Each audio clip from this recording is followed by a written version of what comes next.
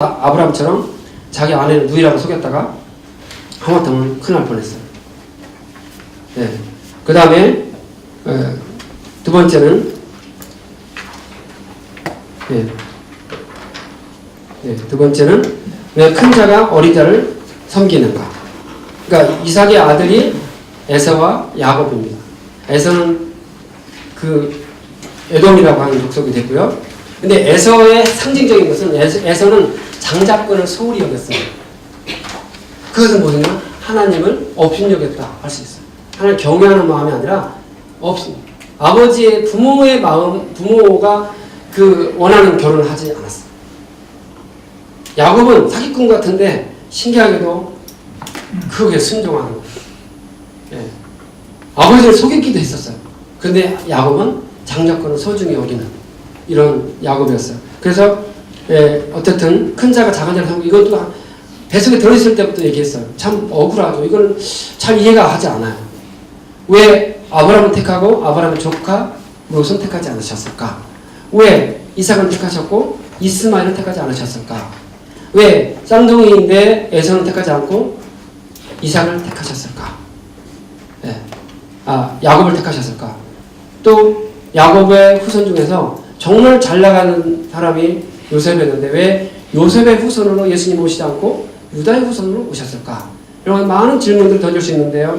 어쨌든 그런 것에 대한 정확한 답은 나와 있지 않아 성경을 많이 읽다 보면 이래서 했구나라고 판단할 수 있습니다. 그 다음에 리브가는 야곱을 위해 왜 리브가는 야곱을 위해서 음모를 꾸몄는가? 잘 모르지만 아무튼 자기 뱃속에 들어있을 때 그에 순종하는 그 마음이었어요. 에서는 참 서운하겠죠. 아무튼 그 내용입니다. 그 다음에 야곱의 생애입니다. 자, 전에 그 밑에 그 박스 한번 보실까요? 이스라엘 역사의 시작. 그 다음에 4명의 족장 이야기가 나와 있고요. 4명의 족장은 아브라함, 이삭, 야곱, 요셉입니다. 그리고 야곱 이제 가서 보면요. 야곱은 무엇을 하나님께 서원했을까요? 거기다 한번 써놓으십시오. 베델로 돌아와서 하나님께 제사 드리겠다고 합니다. 그래서 이번에도 말씀을 드렸을 거예요. 베델은 하나님의 집이라는 뜻입니다. 하나님을 경외하는 마음으로 베델로 돌아가는, 그러니까 베델에 가서 예배를 드리는 이게 가장 중요한 사람의 목적지가 됩니다. 야곱의 아내들의 이름은요. 일단은 가장 사랑하는 아내가 라헬이었습니다. 라헬. 그리고 그의 언니가 레아였습니다. 그리고 빌하가 있고요. 실바가 있습니다. 이 4명의 아내로부터 12명의 아들을 낳았습니다. 12의 아들을 낳았습니다. 그러면 여기서 이제 12명의 아들의 이름이 굉장히 중요한 거 창세기에 나와 있는데요. 첫 번째가 루벤, 시므온, 레위, 그다음 유다, 스불론, 이사갈, 단, 갓, 아살, 납달리, 요셉, 베냐민 이렇게 나오죠. 거기 성경이 나와진다고. 이게 매우 중요한 것은 이 12지파가 이스라엘 이제 앞으로 여러분이 바이블 타임을 쭉 읽어보시다 보면 계속해서 12지파에 대한 얘기가 나옵니다. 창세기 49장에 야곱이 12아들들에 대한 축복이 나오고요. 또 신명기에 가보면 또 모세가 이스라엘 사람들을 12지파를 축복하는 데도 나옵니다. 그래서 12 그 아들들을 이루는 게 굉장히 중요한 지파. 루벤, 시몬, 유다, 스불론, 이사갈, 단, 갓, 아살, 납달리, 므낫세, 에브라임, 요셉의 아들. 마지막은 베냐민 12지파라. 한번 해볼까요? 다 시작. 루벤, 시몬, 유다, 스불론, 이사갈, 단, 갓, 아살, 납달리, 므낫세, 에브라임, 요셉의 아들. 마지막은 베냐민 12지파라. 네. 이렇게. 그때 노래 한번 했었어요. 장세기 출애굽기 레위기. 거기 한번 해볼까요? 시작. 장세기 출애굽기 레위기 민수기 신명기 여호수아 사사기錄기 사무엘상하 열왕기상하 역대상하 에스라 느헤미야 에스더 욥기 시편 잠언 교도서 아가 이사야 예레미야 예레미야 에스겔 다니엘 호세아 요엘 아모스 오바다 요나미가 나움 하박국 스바냐 학개 스가랴 말라기 마테 마가 누가 요한 사도행전 로마서 고린도 전후 갈라디아서 에베소 빌립보 골로새 데살로니가 전후 디모데전서 디모데후서 디도블레고 이불 야고보 요한 1, 2, 3서 유다 계시록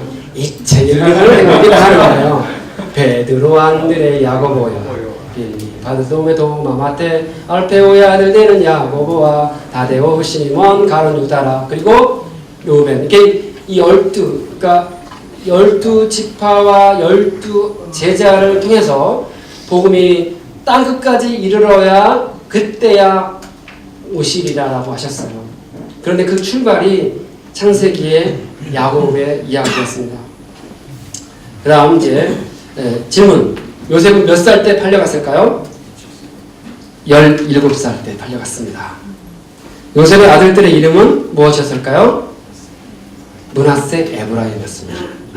자, 이 메이트가 이렇게 얘기하면요.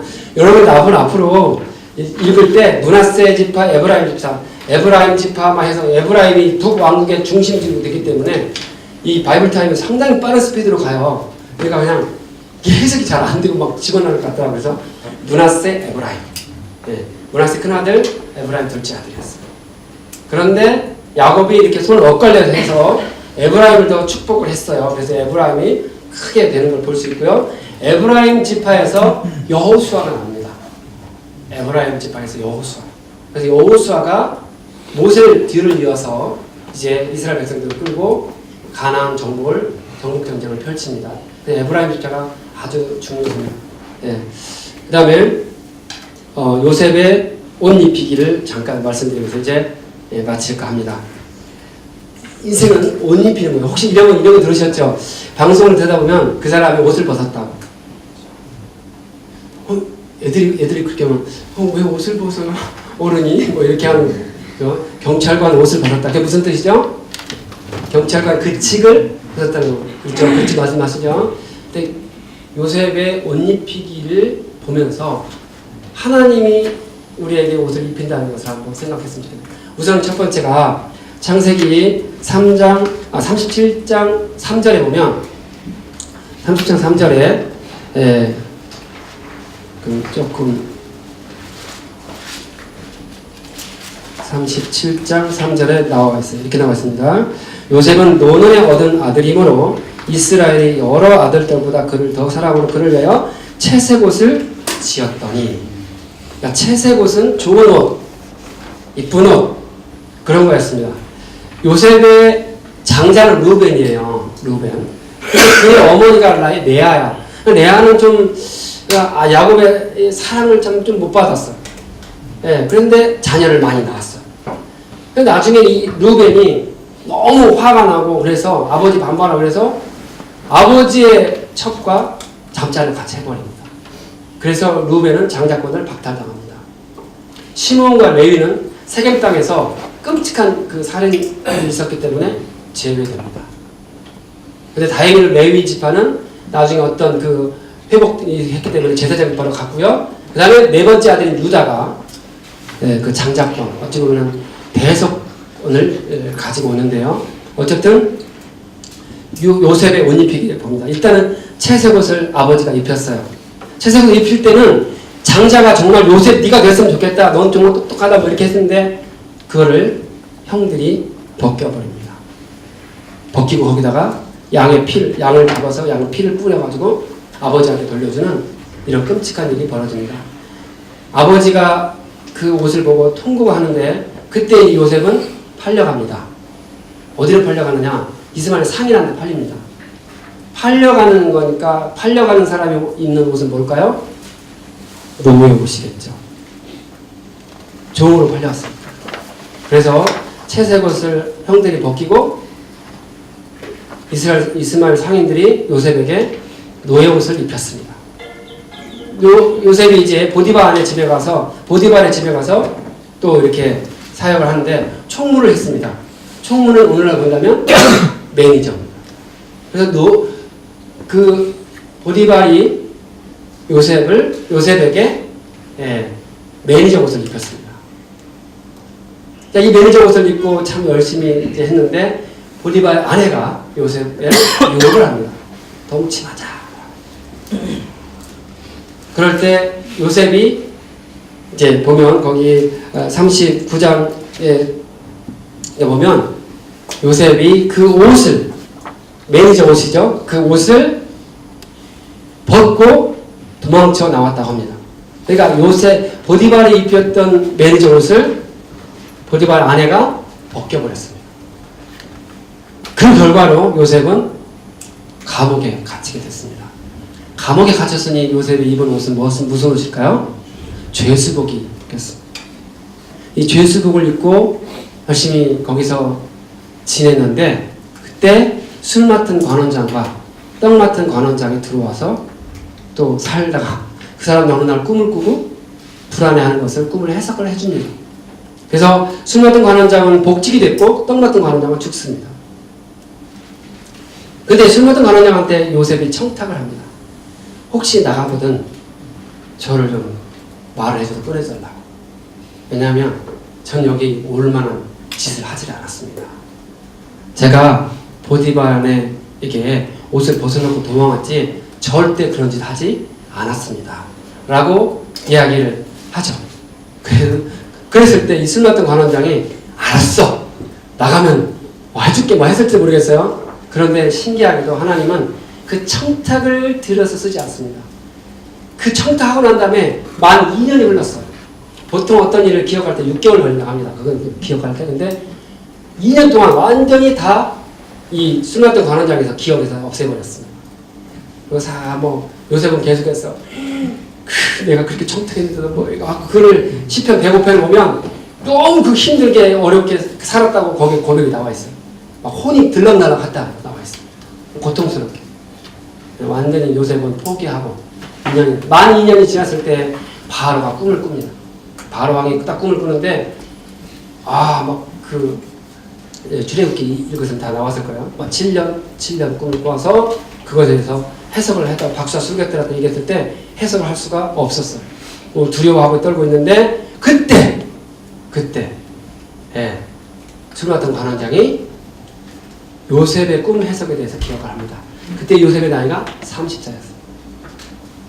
30살까지 기다리는, 그러니까 하나님이 이제 어떤 일을 시킬 때 30살 이렇게 하시는데요. 참 신기하게도 그렇게.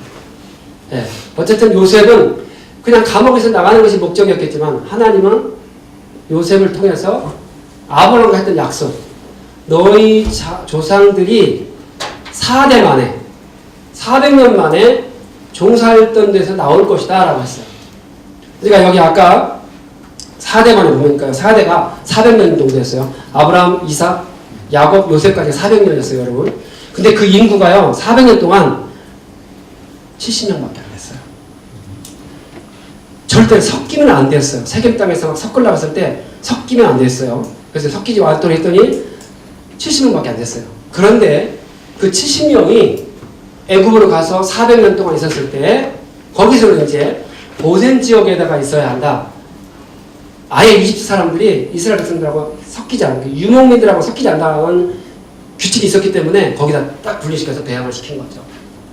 그래서 이게 그 기간에 70명이 작년만 60명이었으니까 합하면 한 250만 명으로 늘어났다는 거죠.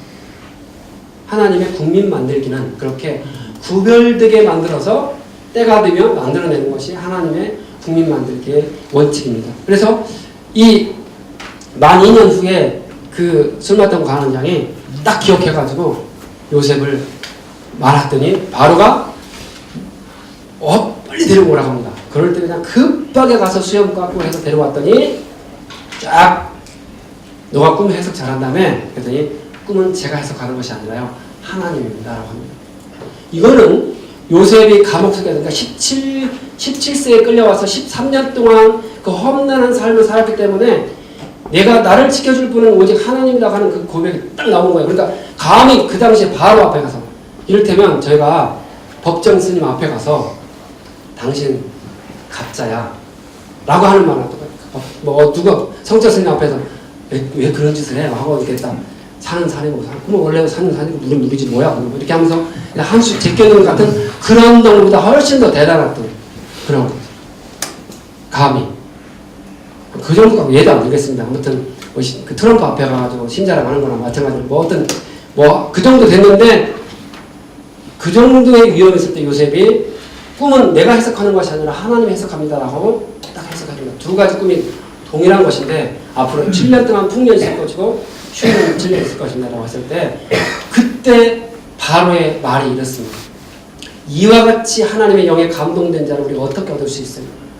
저는 꿈이 앞에 2005년도, 2004년도 8월달 했고 2005년도부터 교감했는데 지금까지 저는 한 가지 그 변하지 않는 교육의 목표, 제 나름대로 교육 목표, 기도 제목이 있는데 그것은 우리 꿈의 학교 학생들이 어디 가서 이와 같이 하나님의 영에 감동되잖아 우리가 어떻게 얻을 수 있으려고 하는 면접관에게 그런 얘기를 듣는 것이 저의 기도 제목입니다.